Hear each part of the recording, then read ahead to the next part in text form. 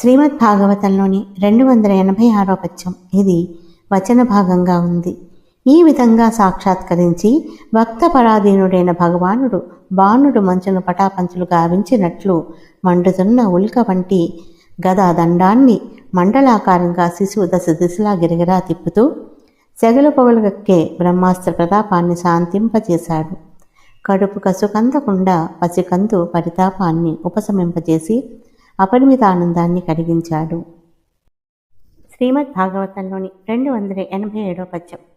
గదచేపట్టి పరిభ్రమించుచు గదాఘాతంబులం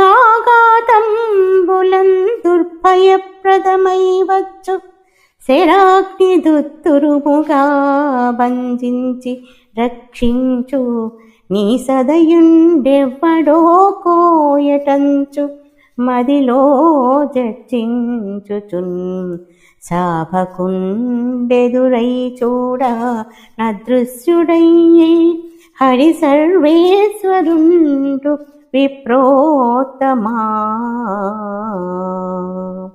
అరే, ఎవరి కరుణామూర్తి గదాహస్తుడై పరిభ్రమిస్తూ భయంకరంగా పైనబడి బాధిస్తున్న బాణాగ్ని జ్వాలల్ని పటాపంచలు చేసి నన్ను కటాక్షించి రక్షించిన ఈ దాక్షిణ్యమూర్తి ఎవరు అంటూ తర్కించుకుంటూ గర్భస్థ శిశువు పరీక్షించి నిరీక్షించేలోగా భగవంతుడు అంతర్హితుడైనాడు. శ్రీమద్ భాగవతంలోని 288వ పద్యం. ఇది వచన భాగంగా ఉంది. అనంతరం శుభగ్రహాలన్నీ ఉచ్చ స్థానాల్లో ఉండగా సర్వ సౌభాగ్య సముదాత్తమైన ఉత్తమ ముహూర్తంలో ఉత్తరకు పాండవ వంశోద్ధారకుడైన బాలుడు ఉద్భవించాడు. ధర్మరాజు, ధౌమ్యుడు మొదలైన పురోహితులను పిలిపించి పుణ్యాహవాచనం, జాత కర్మాదులు జరిపించాడు. పుత్రోదయ మహోత్సవాన్ని వైభవోపేతంగా నిర్వహించి భూసురోత్తములకు షడ్రసోపేత భోజనాలు పెట్టించి గోవులు, భూములు, సువర్ణాలు, అశ్వాలు, అగ్రహారాలు దానం చేశాడు. సంతుష్టులైన బ్రాహ్మణ శ్రేష్ఠులు యుధిష్ఠిరుని చూచి ఈ విధంగా పలికారు. శ్రీమద్ భాగవతంలోని 289, 290వ పద్యాలు. ప్రకటిత దైవయోగమున కౌరవ సంతతి అంతరింపగా వికలత నొందనీక ప్రభ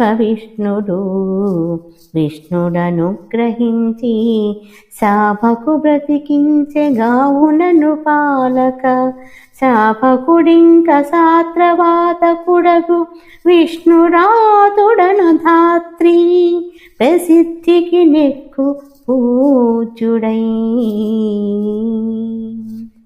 మహారాజా, దాటరాని దైవ నియోగం వల్ల భరతవంశం అంతరించిపోకుండా ప్రభవిష్ణువైన శ్రీ మహావిష్ణువు పరమానుగ్రహంతో ఈ పసిపాపను బ్రతికించాడు. ఈ బాలుడు భగవారి పాలిట లయకాలుడై విష్ణువు చేత రక్షింపబడినందున విష్ణురాతుడనే నామంతో విఖ్యాతుడై జగన్మాన్యుడవుతాడు అని పలికాడు.